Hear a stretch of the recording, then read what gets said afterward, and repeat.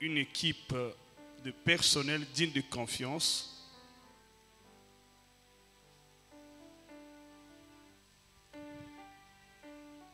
virgule, choisit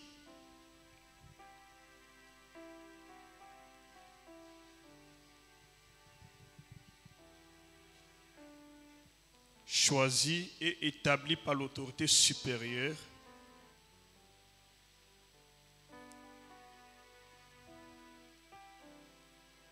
choisi et établi par l'autorité supérieure pour sa communication avec l'extérieur. Pour sa communication avec l'extérieur. Donc le protocole est une équipe que l'autorité choisit. Et ce n'est pas n'importe quelle équipe.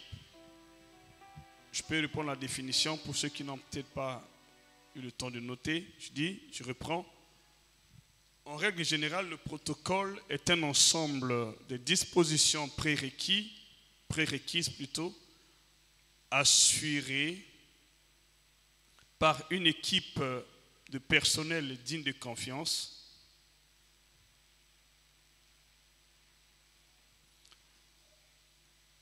un ensemble de dispositions prérequises assurées par une équipe de personnel digne de confiance choisi et établi par l'autorité supérieure pour sa communication avec l'extérieur. Alors je peux dire ceci, le protocole est le moyen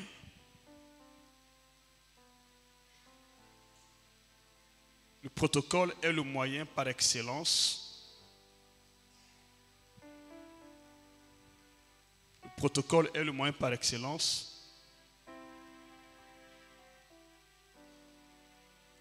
Le protocole est le moyen par excellence défini par l'autorité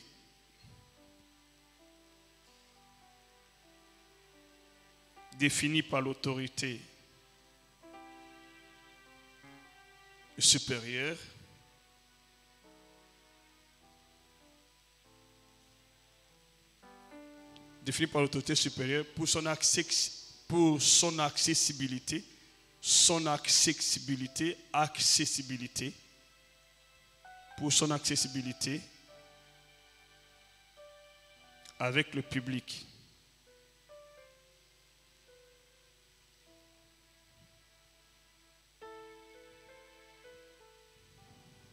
pour son accessibilité avec le public. Alors donc voilà, si je suis une autorité, je dois avoir une équipe que j'aspire confiance et qui assure, je peux dire, la médiation, s'il faut bien voir, ou qui joue le rôle d'interface, qui joue le rôle de liaison entre vous et moi. Alors dans le plan de Dieu, je ne peux pas rencontrer Dieu si je ne passe pas par cette équipe. Voilà pourquoi beaucoup de gens ne rencontrent pas Dieu. Mais les gens ne connaissent pas ça. Je vais vous montrer dans la Bible qu'il y a un protocole. Et Dieu ne place pas n'importe qui à son protocole. Vous allez voir que la seule personne que Dieu aspire confiance parmi les esprits et parmi les humains est Jésus-Christ. La seule personne que Dieu aspire confiance parmi les esprits et parmi les humains est Jésus-Christ. La seule. Dieu n'a pas confiance aux anges. Dieu n'a pas confiance aux autres esprits. Dieu a juste confiance en Christ Jésus, qui est au même moment un esprit parmi les esprits, un ange parmi les anges, un être humain parmi les humains. C'est Christ seul qui assure la médiation entre Dieu et les humains. Donc tu ne peux pas, vous allez voir que tu ne peux pas accéder dans la présence de Dieu ni rencontrer Dieu sans passer par Christ. Donc Christ assure le protocole du Père. Donc Jésus-Christ est la seule personne qui a su le protocole du Père. Tu ne peux pas, peu importe tes prières, rencontrer Dieu sans passer par Christ. Mais il faut connaître ce qui est Christ. Et comment accéder dans la présence de Dieu en passant par Christ, comment le faire? Alors je vous dis, c'est tout un processus. C'est un processus. Et c'est là où le bas blesse. C'est tout un processus. Tu ne peux pas rencontrer Dieu sans suivre le protocole qu'il a défini ou établi. Tu ne peux pas rencontrer Dieu parce que tu pries. Il faut suivre le processus établi par Dieu dans son protocole. Mais dans ce monde, pour rencontrer une autorité compétente, mais il faut passer par son protocole. Il faut passer par son cabinet, il faut passer par son protocole. Mais chez nous, les êtres humains tels que nous sommes là, on est libre à n'importe quel moment de vouloir rencontrer l'homme de Dieu quand on veut. Mais chez Dieu, ça ne se passe pas comme ça. C'est un principe divin bien établi. Si tu veux rencontrer Dieu, il faut obéir à son protocole. Si tu n'obéis pas à son protocole, peu importe tes cris, peu importe tes efforts fournis, tu ne pourras pas le rencontrer. Parce que l'onction divine exige le protocole. Tu ne peux pas voir Dieu sans passer par Christ, sans passer par son protocole. Tu veux voir Dieu, la condition idéale est de rencontrer Christ. Dieu est l'esprit créateur de tous les esprits. Dieu est l'esprit créateur de toutes les créatures. Maintenant, parmi tous les esprits que Dieu a créés, le seul esprit qui est attaché à Dieu le Père, comme lui-même est l'esprit de Christ.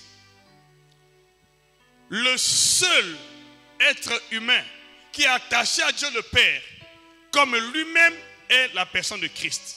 Voilà pourquoi, parmi les esprits, tu ne peux pas accéder au Père sans passer par Christ. Et parmi les humains, tu ne peux pas accéder au Père sans passer par Christ.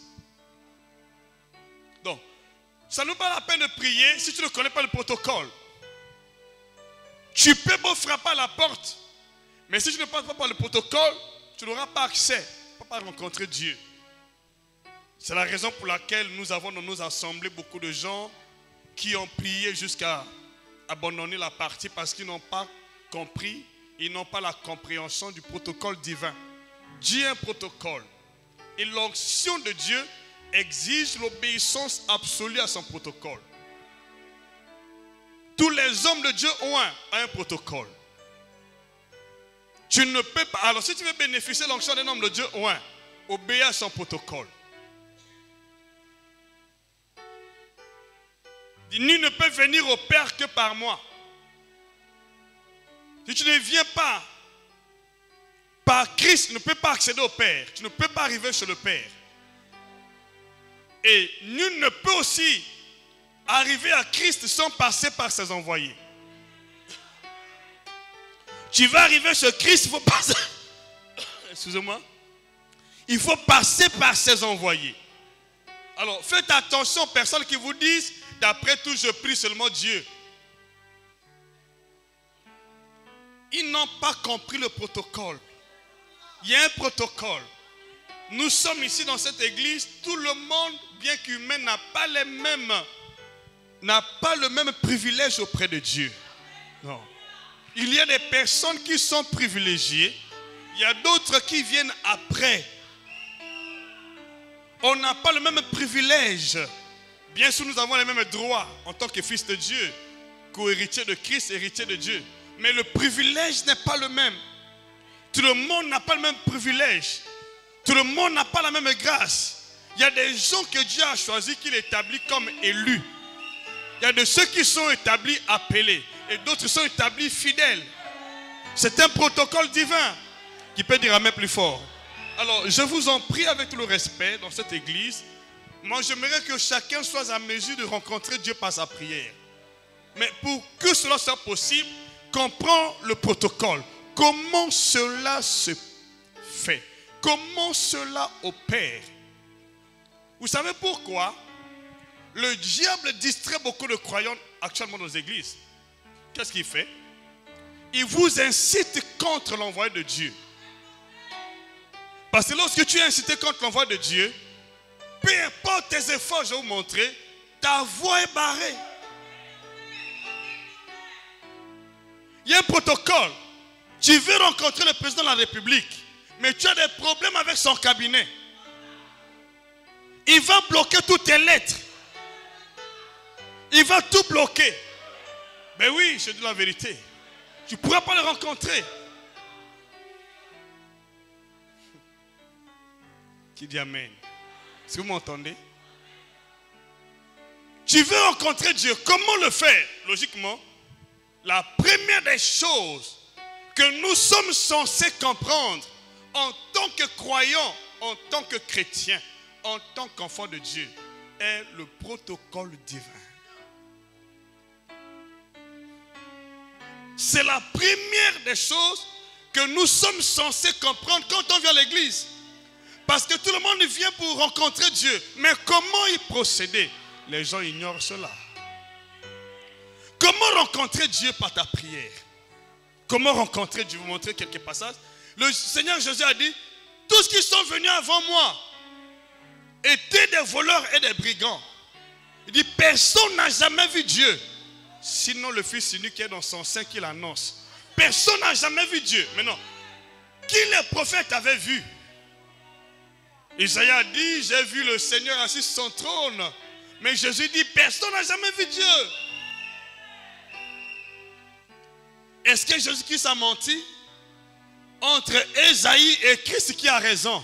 C'est Christ qui a raison parce que Christ est la seule personne spirituelle et humaine qui siège dans la présence du Père. C'est lui seul qui connaît les vrais qui ont vu le Père ou qui ne l'ont pas vu. Tous les prophètes qui sont venus en avance, avant Jésus-Christ, ont vu juste l'ange. On vit juste la représentation de Dieu. Mais personne n'avait jamais vu Dieu. Tu peux croire que tu as vu Dieu, mais tu ne l'as jamais vu.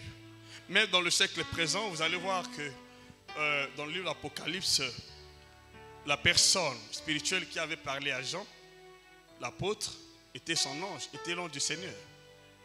Jésus-Christ est au même moment l'ange du Seigneur, l'ange de l'Éternel. Par le passé, dans l'Ancienne Alliance, il était appelé l'ange de l'Éternel. Mais dans la Nouvelle Alliance, il est aussi appelé l'ange du Seigneur. Donc c'est Jésus-Christ qui siège dans la présence du Père. Tu ne peux pas voir le Père sans passer par Jésus-Christ, homme. Tu dois reconnaître l'humanité de Christ. Tu dois reconnaître que Christ était venu dans ce monde. Si tu n'as pas confiance que Christ était venu dans ce monde, tu n'auras pas, peu importe tes prières, tes jeûnes, tu ne pourras pas rencontrer Christ. Parce que c'est un principe divin. Et je déclare par la grâce de Dieu que ce soir, que Dieu te donne cet accès libre dans sa présence. Tu vas désormais prier et avoir la solution à tes questions. Et je vous dis sincèrement, respectez ce protocole divin, plus personne ne pourra prier hors de la présence de Dieu. On ne peut pas rentrer dans la présence de Dieu sans passer par Christ. Ce n'est pas possible. Il faut toujours passer par Christ. Il faut toujours connaître comment y procéder pour voir Jésus. Et comment procéder pour voir le Père. Quel est le moyen par excellence défini par le Père pour que nous ayons l'accès dans sa présence? Quel est le moyen? Alors si vous n'en connaissez pas, vous allez prier d'église en église, passer d'église en église. Je vous dis sans succès.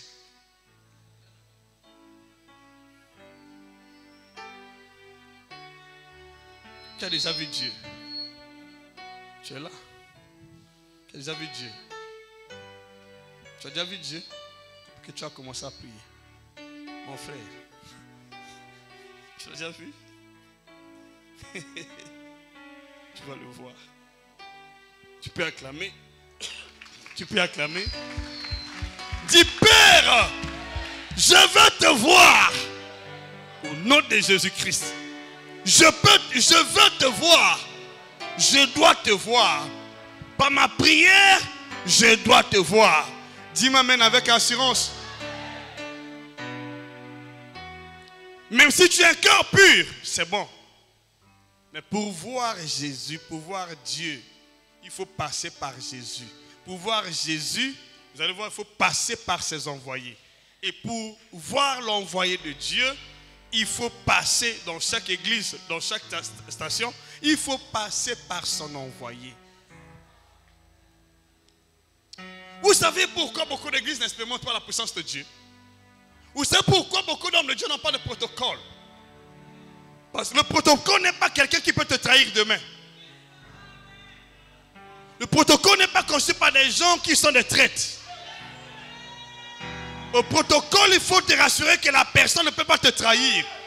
Il ne peut pas te quitter un seul instant. Voilà pourquoi, remarquez, Jésus-Christ avait 70 disciples.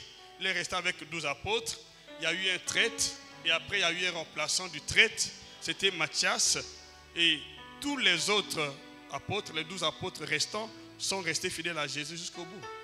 Tu veux rencontrer Jésus, il faut passer par les apôtres de l'agneau. Qui est ton protocole?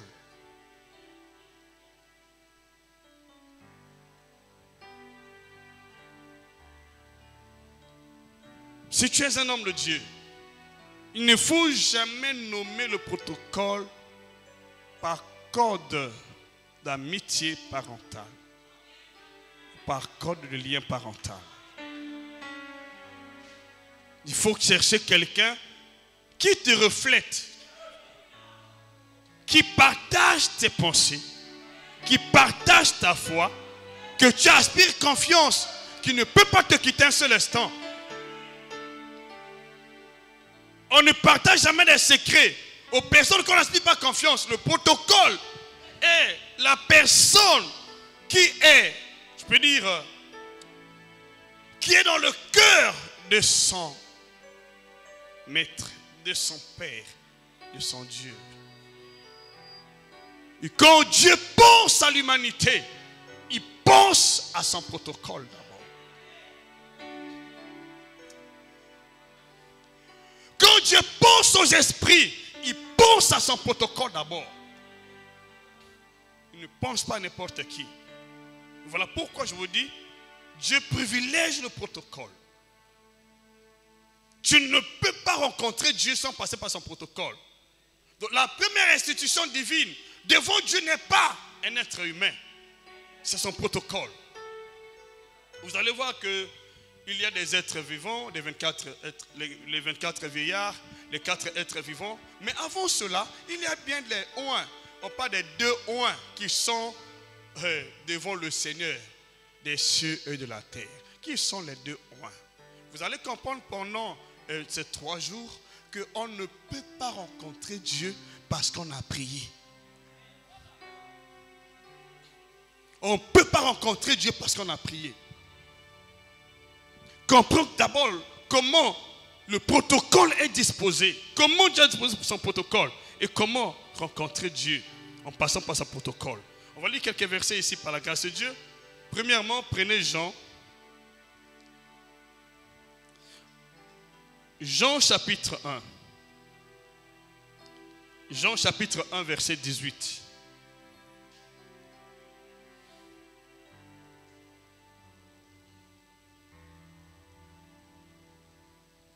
Jean chapitre 1 verset 18.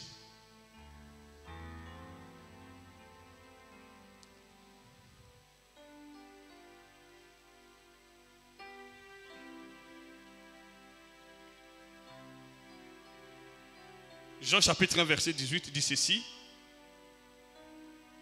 S'il vous plaît, je vous en prie, prenez cet enseignement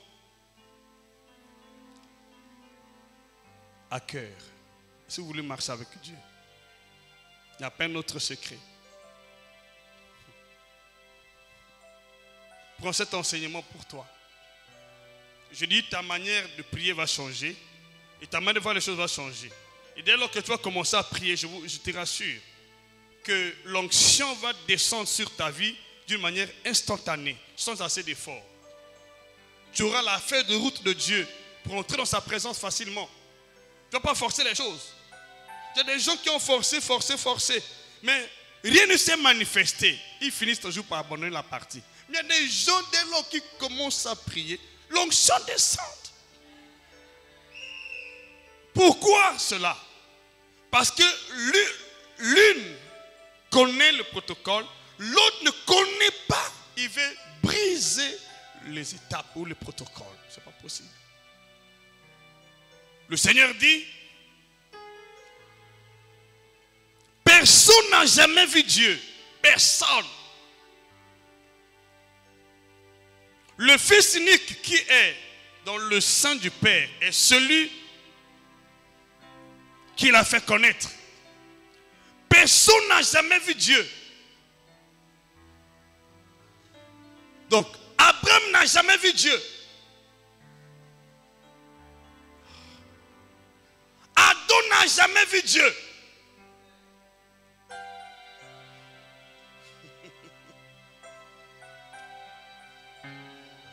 Mais que sont-ils d'Adam dans le jardin?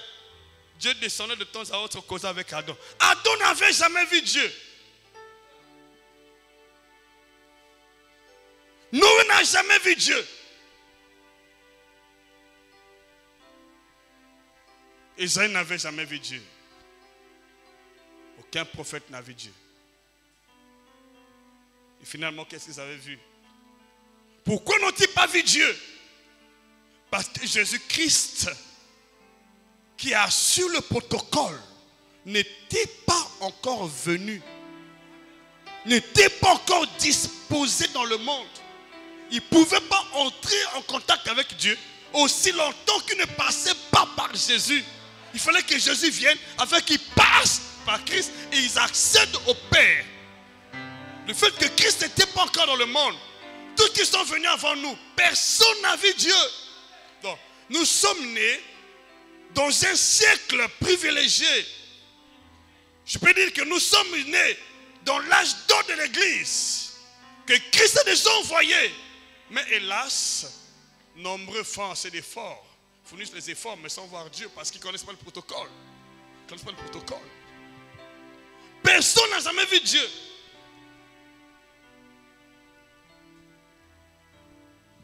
Alors, si personne n'avait jamais vu Dieu avant son arrivée, qu'est-ce qu'on peut dire des prophètes? Étaient-ils des menteurs? Non, ils n'étaient pas des menteurs. Ils ont vu ce qu'ils ont pu voir. Et ce qu'ils avaient vu n'était pas Dieu.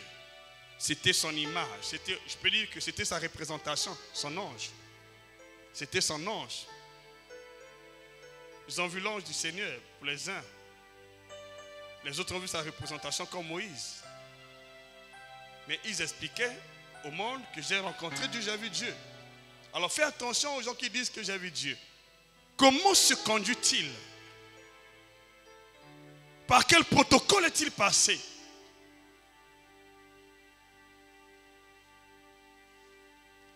Même lorsque Jésus-Christ a visité Paul, on se temps appelé Saul de Tarse,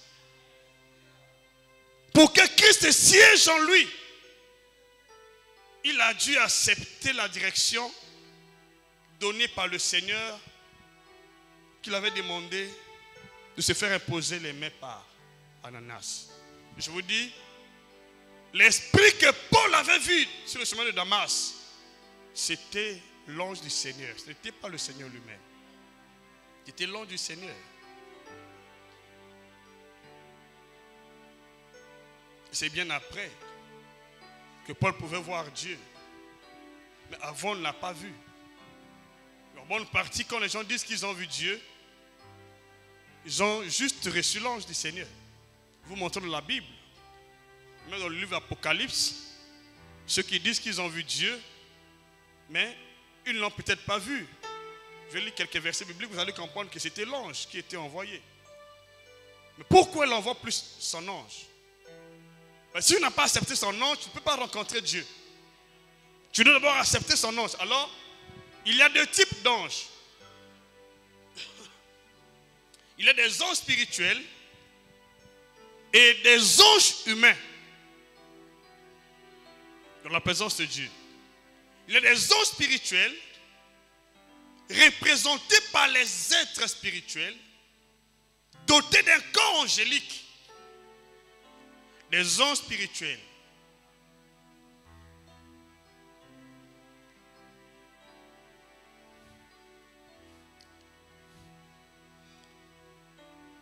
Ok, donc il y a des anges. Les gens pensent que sont en train parfois d'exagérer. Je n'exagère pas. Il y a des anges spirituels. Ils sont les êtres angéliques dotés d'un corps angélique. Il y a des anges humains. Ce sont des êtres humains dotés d'un corps humain. Par exemple, les anges des églises, ils ont un corps humain. N'est-ce pas? Voilà. Mais il y a aussi des anges spirituels qui ont un corps angélique. C'est clair ce que je dis? Voilà.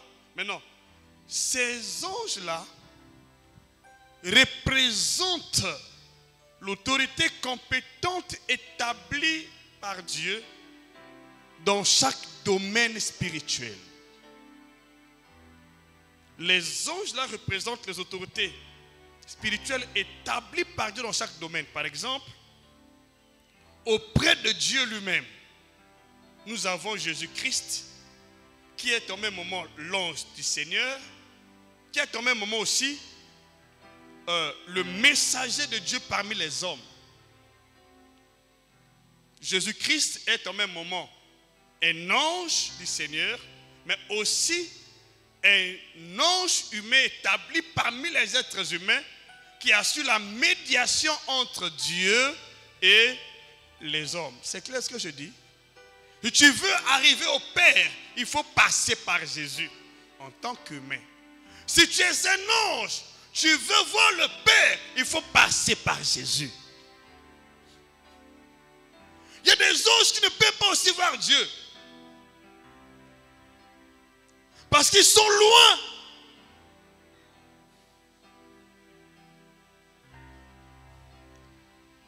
Même les séraphins qui siègent au-dessus du trône de Dieu ne voient pas Dieu. Pour ceux qui connaissent, ils ont 6 ailes. 2 pour se couvrir la face, parce qu'ils ne peuvent pas voir la gloire de Dieu. 2 pour se couvrir les pieds. Et 2 ailes qui leur servent pour s'envoler. Ils ne voient pas Dieu. Ils ne peuvent pas supporter la gloire de Dieu. Et aujourd'hui, je vous dis, nous supportons la gloire de Dieu grâce au sang de Jésus.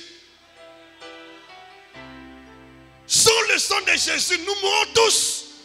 On ne peut pas voir Dieu.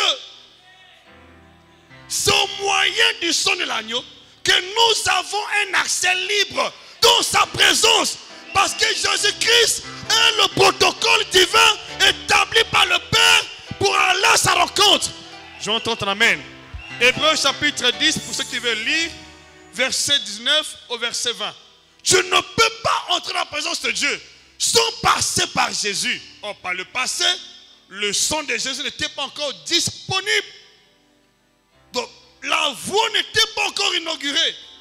La route n'était pas encore inaugurée. Pour aller dans sa présence, il fallait attendre que Jésus vienne et qu'il inaugure la nouvelle route canalisée par son sang, afin que chaque être humain qui croise en lui accède à la présence de Dieu. Hébreux chapitre 10, verset 19 au verset 20. Donc attention, il y a des gens qui vous disent j'ai vu Dieu, mais il ne s'est jamais converti. C'est un imposteur. On ne peut pas voir Dieu, rester la même personne. Mais si tu es un brigand, quand tu vois Dieu, ton histoire change. Pendant ces jours, ton histoire va complètement changer, basculer. On ne peut pas voir Dieu rester la même personne. Que les gens ne vous mentent pas. Ils vous trompent, ils vous séduisent. Mais Paul qui était un brigand, quand il a vu Jésus, il a changé catégoriquement. Les choses ont changé. Mais comment aujourd'hui nous disons que j'ai vu Dieu? Tu restes impudique, tu restes menteur, tu restes haineux, tu restes jaloux, tu presses contre les gens. Tu as vu quel Dieu? Tu es un séducteur, tu es un menteur. Personne n'a jamais vu Dieu. Il reste le même.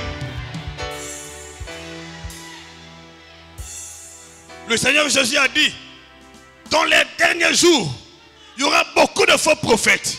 Il y aura même beaucoup de faux Christ. Il y a beaucoup de gens qui ont vu le faux Christ et pas le vrai Christ. Quand tu vois le vrai Christ, ton histoire change, ta vie change et ta vie bascule. Je déclare par la grâce de Dieu, que par la grâce de Dieu, que tu puisses rencontrer le véritable Christ. Christ lui-même, qui est destiné à nous amener dans la présence de Dieu, qui est destiné à nous amener dans la présence du Père. Et quand tu vois le Père, ta vie change. Tu ne peux pas voir le Père et sa même personne. Ça n'existe pas. Quand tu vois Dieu, sa divinité, son onction, sa gloire va te changer. Combien de gens mentent au nom de Jésus? Combien de gens disent qu'ils ont vu Dieu? Mais leur fort intérieur n'a jamais changé. Leurs attitudes n'ont jamais changé.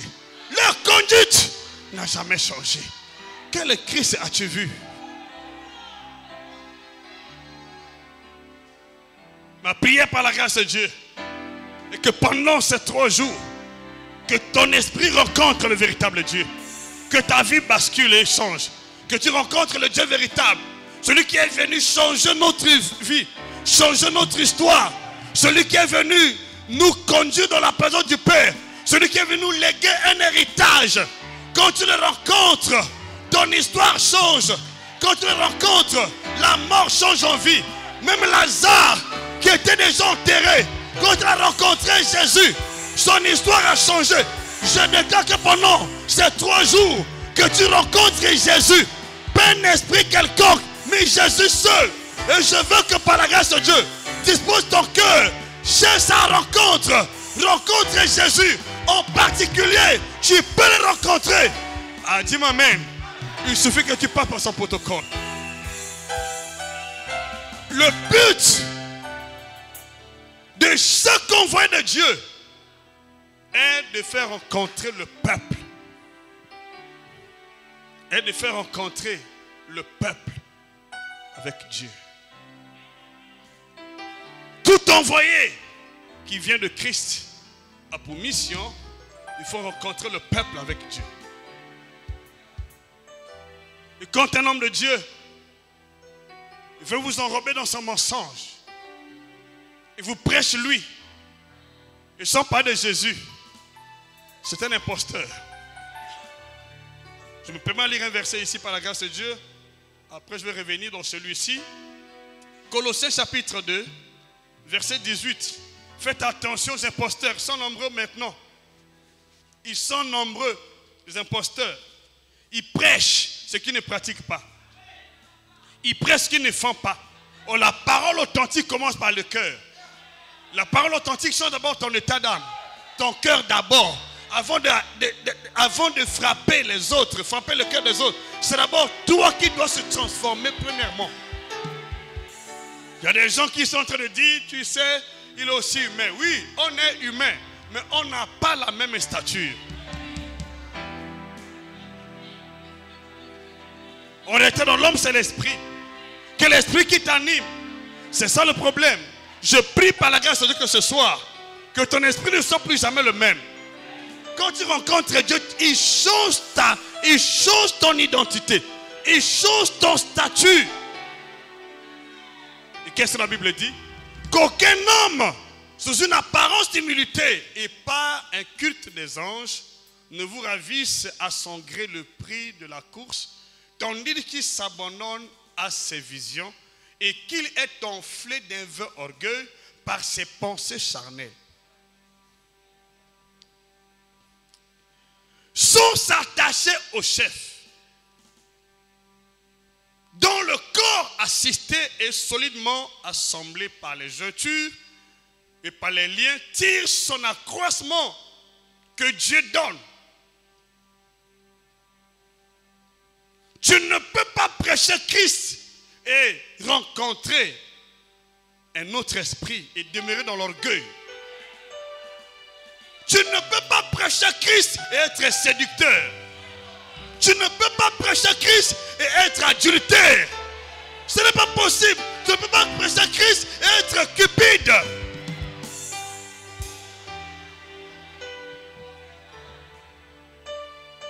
Le but de notre rencontre avec Dieu est notre transformation. On a la même image de gloire en gloire que Christ. Dieu n'est pas venu pour que tu sois dans cet état. Il est venu afin que ton histoire change. Quand tu viens à l'église, ne vois pas ton état. Tu dois voir la projection divine. Qu'est-ce que Dieu veut faire de toi? Qu'est-ce qu'il veut que tu deviennes par sa rencontre? On ne prie pas pour passer notre temps à l'église. Ce n'est pas pour cela que nous sommes ici. Nous ne prions pas pour passer notre temps à l'église. Nous prions pour refléter Dieu, refléter Christ. Et je vous le dis, quand Christ vient dans ta vie, la routine s'arrête. Les maladies s'arrêtent. Les maux s'arrêtent. Et je prie que pendant ces 3 jours, que tu aspires la rencontre avec Christ. Le but de Christ est de changer ton histoire. Son but est de changer ton mode de vie. Et quand Christ vient dans ta vie, tu ne connaîtras plus la disette comme tu connaissais avant. Tu auras les mêmes mots que tu avais avant. Les mêmes problèmes que tu avais avant. Le vrai but que nous prions est de rencontrer Dieu. Et pas d'avoir la satisfaction de certains besoins, des petits besoins que nous avons. Ce n'est pas ça le but. Nous prions Dieu pour le rencontrer. Et pour être transformés en la même image de gloire en gloire de Christ. 2 Corinthiens chapitre 3.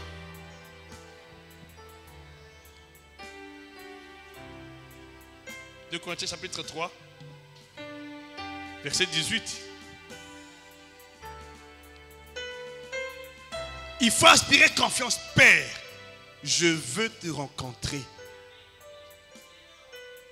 Père, je veux te voir. J'ai prié des années sans changement. Oh, que ça soit le temps. Que ça soit ce temps. Que ça soit ce temps. Que ça soit ton temps. Rencontre avec Dieu. Et ce problème doit être débloqué. Que ça soit ce temps. Aspire confiance. Que ça soit ce temps. Ça ne vaut pas la peine de prier des années sans rencontrer Dieu. La solution à nos questions est dans la présence de Dieu. La solution à nos questions, dans la présence de Dieu. Remarquez, tous ceux qui ont rencontré Jésus dans son ministère terrestre avaient une solution à leurs problèmes. Jésus-Christ est le même hier, aujourd'hui éternellement. Quand nous venons ici, et pendant que nous prions, ce n'est pas l'homme de Dieu qui fait le miracle. C'est Christ à travers l'homme de Dieu qui fait le miracle. Si tu crois en moi, parce que tu veux rencontrer Christ par mon canal, mais pas parce que tu veux me rencontrer. Crois en moi parce que tu as la vision, le but de rencontrer qui? Jésus. Le but pour lequel tu crois en moi n'est pas de me rencontrer.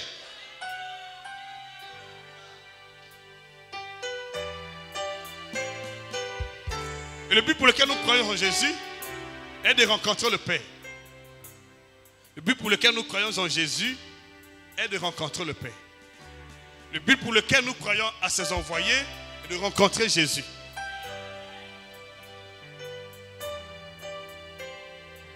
Quand tu crois en moi, mon message, tu dois rencontrer Jésus. Et quand tu rencontres Jésus, tu dois rencontrer le Père. C'est un protocole. Comment d'année en année, je prie, mais la situation ne change pas. Je ne connais pas le protocole. Il y a un protocole.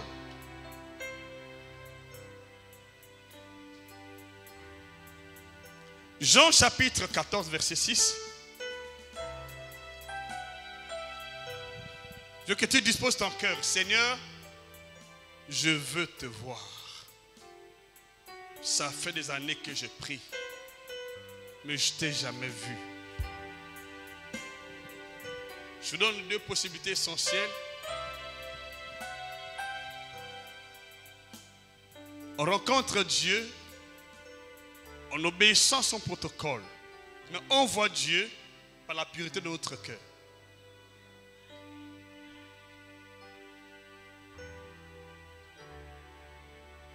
On rencontre Dieu en obéissant à son protocole. Mais on voit Dieu par la pureté de notre cœur. Il y a des gens aussi qui peuvent rencontrer Dieu parce qu'ils ont obéi au protocole. Mais le fait qu'ils n'ont pas un cœur pur, ils ne voient pas, ils ne savent pas que Dieu les a parlé. Ou Dieu les a parlé. Obéis au protocole, mais aussi dispose ton cœur. Il faut avoir un cœur pur. Aujourd'hui, je peux dire que nombreux d'entre les enfants de Dieu ne comprennent plus les choses. C'est pour qu'ils vont à l'église pour remplir les bancs, pour chauffer les bancs. Quelqu'un qui va à l'église, mais son cœur est rempli de haine, de jalousie, de mensonges. Tu perds ton temps. Tu perds ton temps. Il y a des conditions fixées par Dieu pour le rencontrer. Obéir à son protocole. Et pour le voir, il faut avoir un cœur pur. Je veux rencontrer Dieu. J'obéis à son protocole. Je lis le verset. Je veux le voir. Je veux que mes yeux soient dans sa présence. La pureté de cœur. Il ne faut jamais développer la haine contre ton frère ou ta soeur. Dans la majeure partie des assemblées aujourd'hui, il y a des frères qui sont là, qui ne se parlent pas. Les frères qui ne se parlent pas.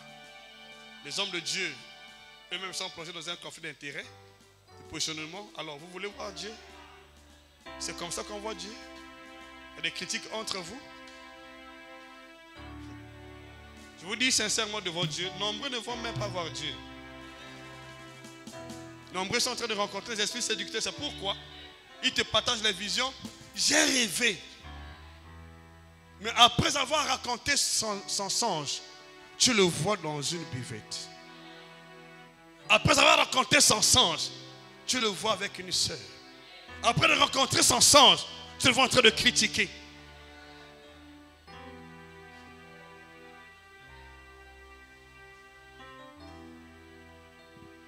Ce ne sera plus jamais ton héritage. Je veux par la grâce de Dieu que pendant ces 3 jours, que ton âme soupire pour la rencontre avec le Seigneur. Je t'en prie. Les questions de nos vies ne sont pas traitées par la prière. Remarquez bien, lorsque le Seigneur instruisait les apôtres, il leur a dit clairement que lorsque vous priez, les multiples deviennent paroles comme des païens qui s'imaginent qu'à force de paroles, ils seront exaucés. Il dit, voici comment vous devrez prier. Notre Père qui es aux cieux, que ton nom soit sanctifié, n'est-ce pas? Que ton nom, que ton règne et que ta volonté sur la terre comme au ciel. Ce n'est pas la prière. C'est ta rencontre avec Dieu qui change l'histoire.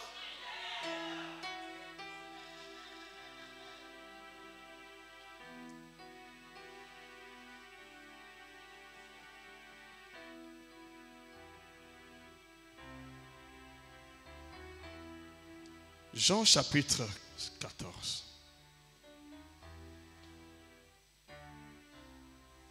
Verset 6, on va le lire.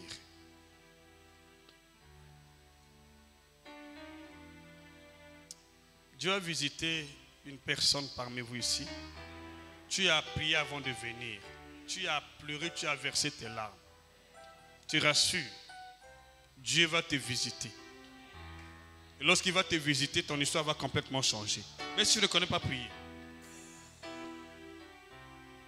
Lorsque vous venez à l'église, ayez dans votre esprit une seule objectif.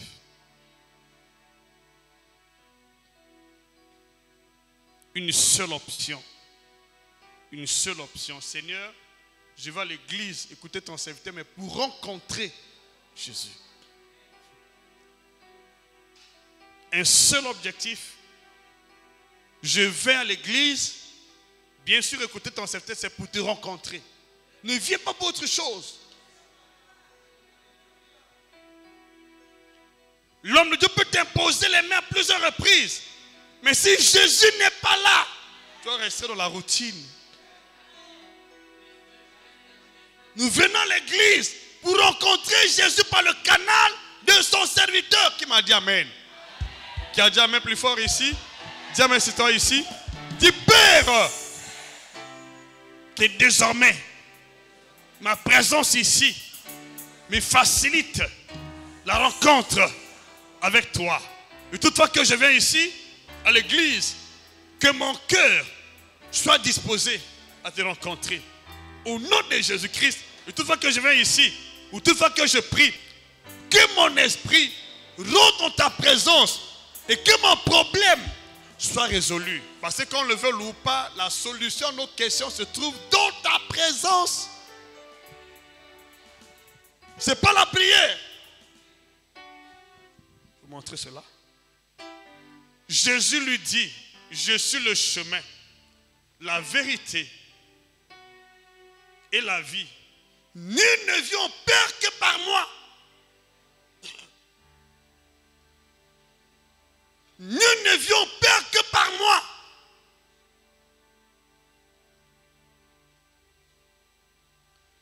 Si vous me connaissiez, vous connaîtriez aussi mon Père. Et dès maintenant, vous le connaissez et vous l'avez vu. Je peux vous dire que jusqu'à aujourd'hui, la majeure partie des croyants n'ont pas encore commencé à prier. Surtout dans nos églises, nos assemblées. Qu'est-ce qu'on prêche au peuple de Dieu? On prêche la haine. On prêche les critiques. On veut conserver les âmes par le mensonge. Par la séduction. Il y a des gens qui vont à l'église parce qu'ils sont tellement déjà séduits. Ils ne vont plus chercher la face de Dieu. Ils vont rester dans le même état pendant des années. Le but que tu pries est de rencontrer Jésus et de rencontrer le Père.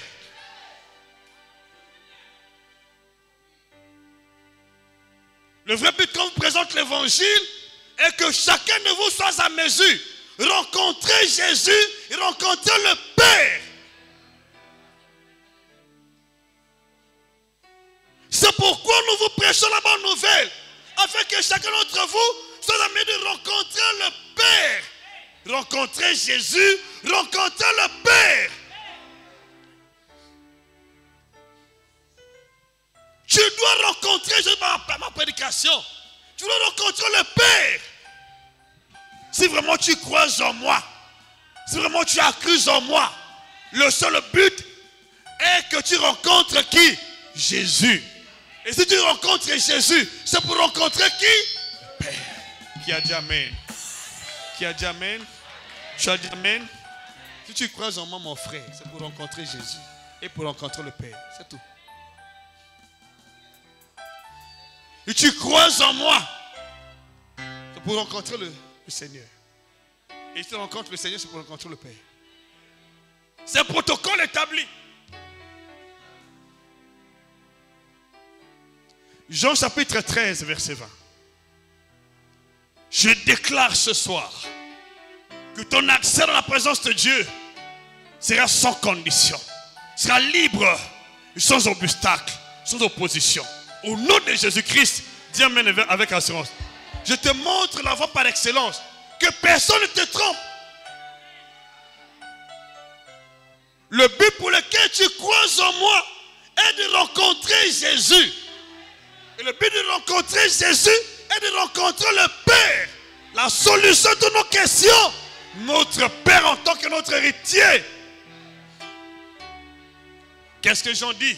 En vérité, je vous le dis, celui qui reçoit, celui que j'aurai envoyé, me reçoit. Le but pour lequel vous nous recevez est de recevoir Jésus. Je suis un protocole établi ici par Jésus pour faciliter ta rencontre avec lui.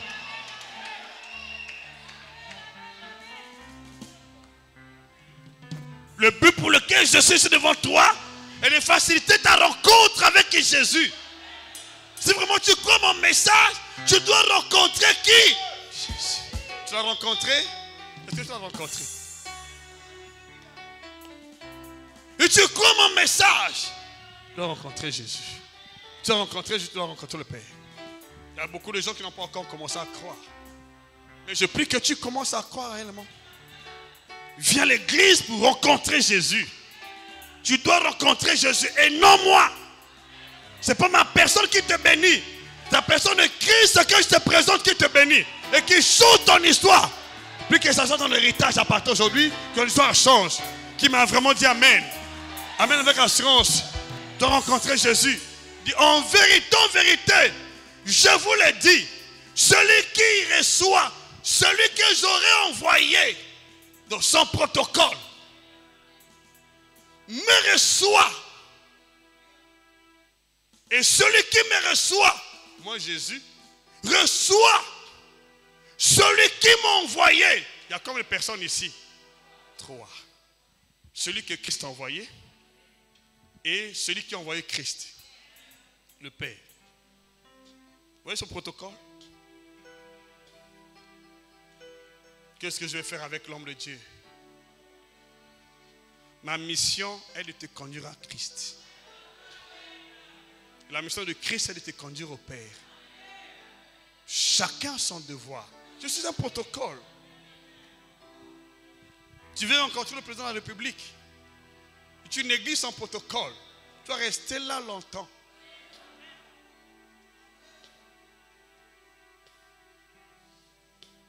Voilà pourquoi, comment Satan travaille.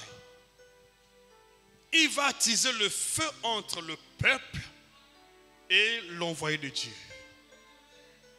Et dès lors que vous avez déjà le mépris d'écouter la parole de Dieu par son canal, vous bloquez votre processus de rencontre avec Dieu.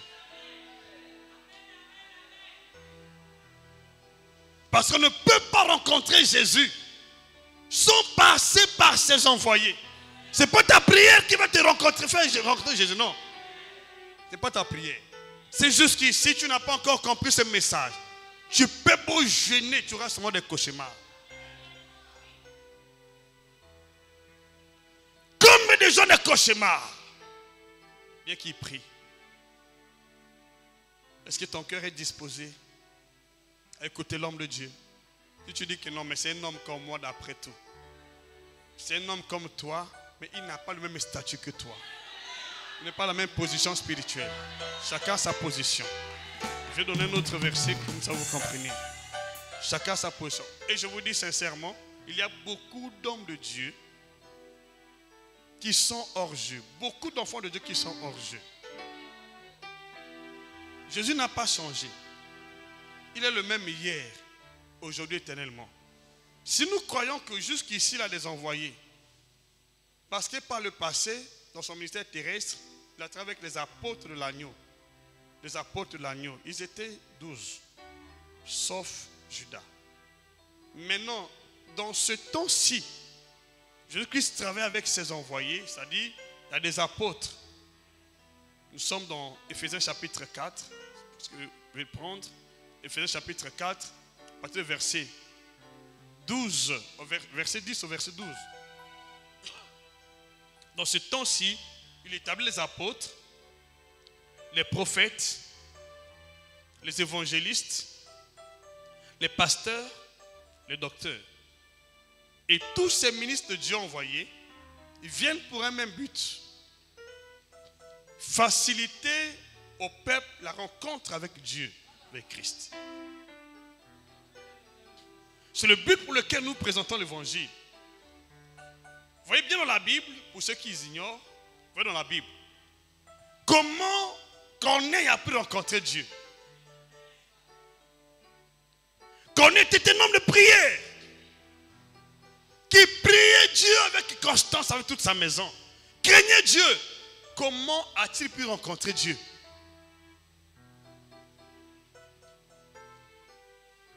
Dieu exauça sa prière, mais il n'était jamais descendu dans sa vie. Il dit, appelle-moi Pierre. C'est mon protocole parmi les hommes que moi j'ai établi afin que tu reçoives mon esprit. Que Dieu établit devant toi, s'il te plaît. Et tu découvres cette personne, s'il te plaît. Si tu découvres cette personne, il ne faut jamais un seul instant te rebeller contre sa parole, ni contre sa présence. Sinon tu passeras à côté de la maison de Dieu dans ta vie. Que Dieu envoie devant toi. Il y a toujours quelqu'un que Dieu doit envoyer devant toi. Quelle est cette personne que Dieu envoie devant toi? Qui est-il?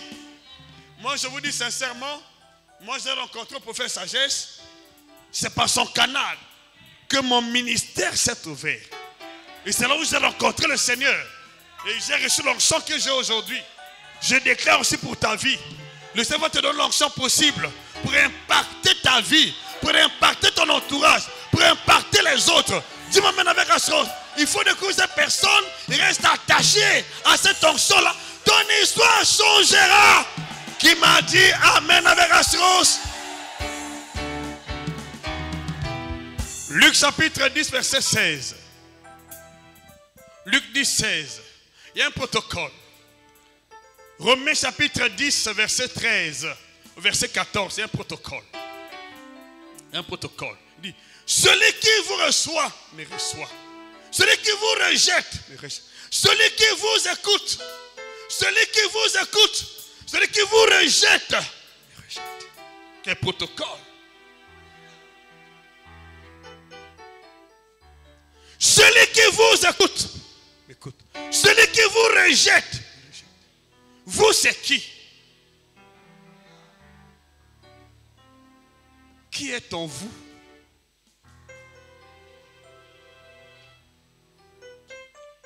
Dit celui qui vous écoute, m'écoute. Là, Jésus était encore dans ce monde, dans son ministère terrestre. Il est le même hier, aujourd'hui et éternellement. Celui qui vous écoute, m'écoute. Celui qui vous rejette, me rejette. Et celui qui me rejette, rejette celui qui m'a envoyé. Combien de personnes ici?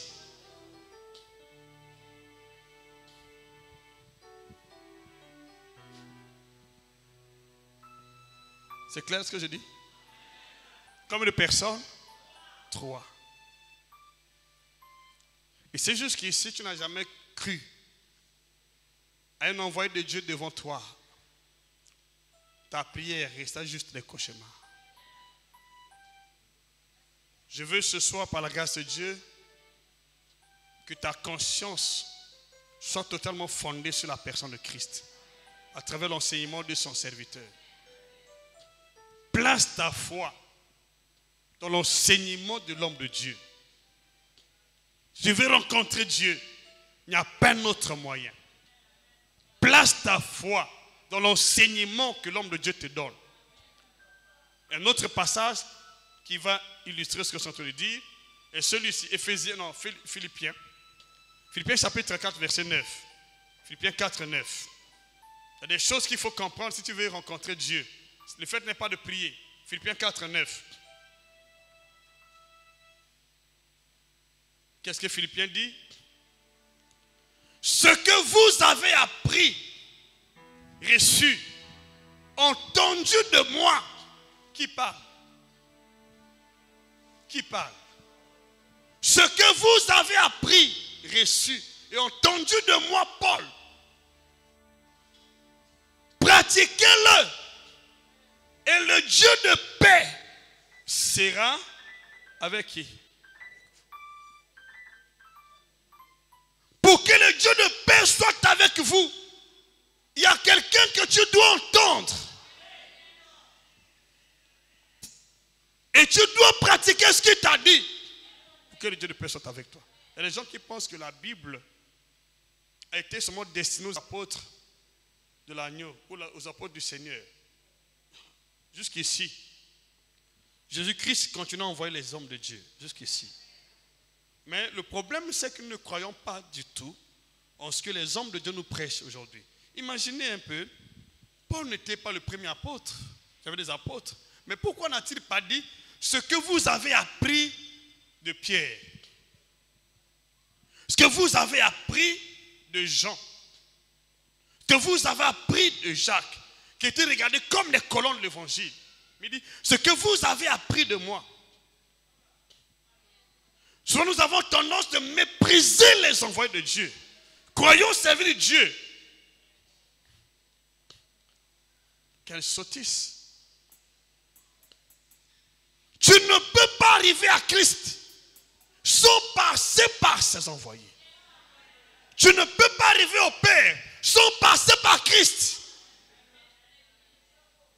Si tu rejettes la personne que Christ a envoyée devant toi, tu as rejeté Christ. Je prie ce soir par la grâce de Dieu, que Dieu ouvre tes oreilles, que ces paroles soient sédentaires dans ton cœur, que ces paroles demeurent dans ton cœur, que ton histoire change au nom de Jésus-Christ, qui te donne la compréhension des choses, que le voile qui était dans ton cœur soit ôté, que le voile de ton cœur soit ôté.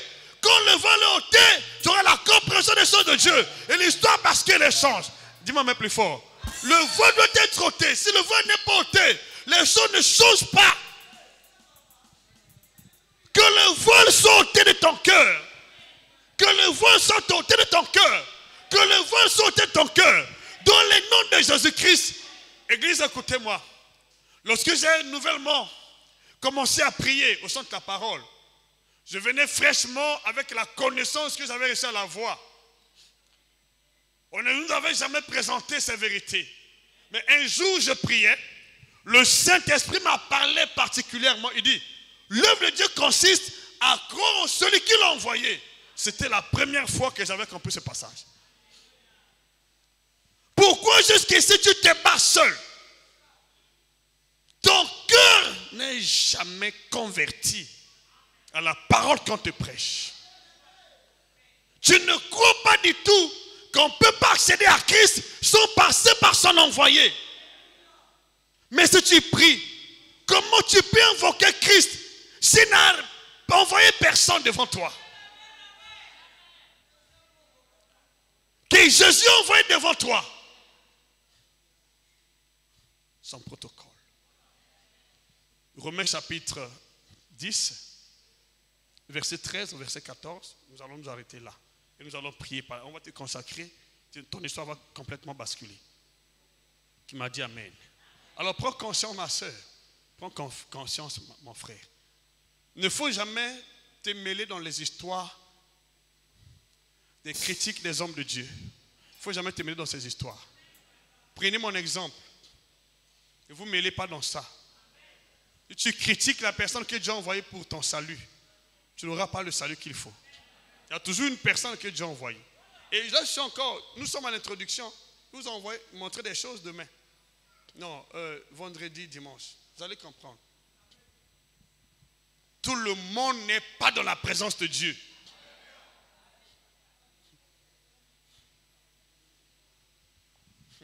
Je dis bien tout le monde. Vous allez voir que dans la présence du Seigneur Jésus, il y a 2 oins qui sont dans sa présence. Nous autres là, on vient après ces 2 oins. Je suis conscient. Mais dans la présence du Père, la seule personne qui siège est Jésus. Assis sur le trône à la droite du Père. C'est Christ. Et dans la présence de Christ, il y a 2 oins, 2 esprits majeurs. Élie et Moïse. Et après Élie et Moïse, nous avons les autres oins. Mais cependant, le fondement du royaume de Dieu sur la terre est posé sur les 3 oins. il y a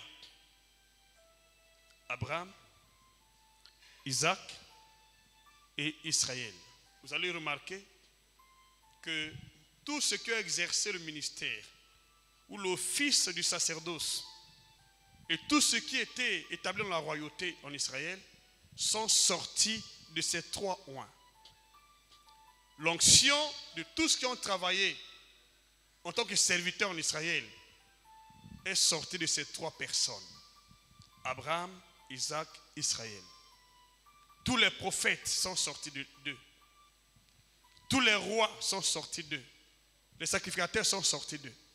Ce sont les trois. Dans chaque nation, il y a toujours les trois oins. Et les deux oins.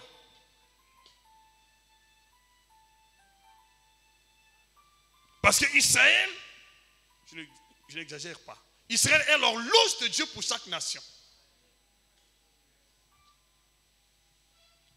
Son Israël, il y a eu Abraham, Isaac, Israël. Dans chaque nation rachetée par Dieu, qui appartient à Dieu, il doit y avoir un trio constitué par Abraham, Isaac, Israël. Alors vous allez remarquer que dans notre nation, quand on parle du réveil, vous savez qui connaissent l'histoire du réveil, nous avons le prophète Ndemba Esaïe, nous avons le pasteur Antoine Ngot, nous avons l'apôtre Itoile Lucien.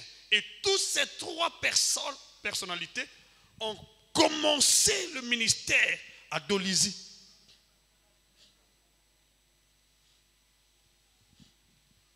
Voilà pourquoi j'ai profité pour Dolisie. Quand on était à Dolisie, j'avais profité pour Dolisie.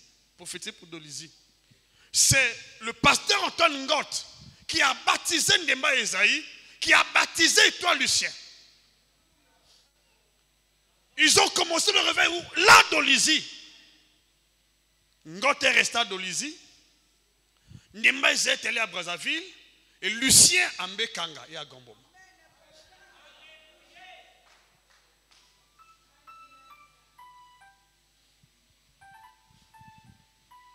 Et ce n'est pas fini. Maintenant, quels sont les deux oins du Seigneur de notre nation? Point d'interrogation.